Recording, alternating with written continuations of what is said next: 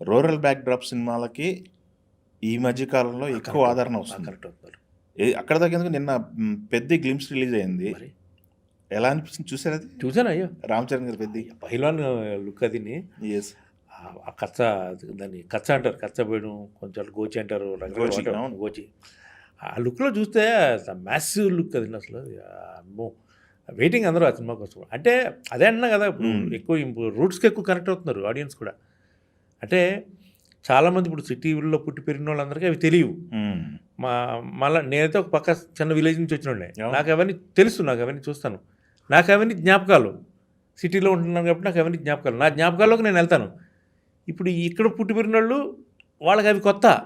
ఓహో, ఒకప్పుడు ఇలా ఉండేదా అని వీళ్ళు వెళ్తారు.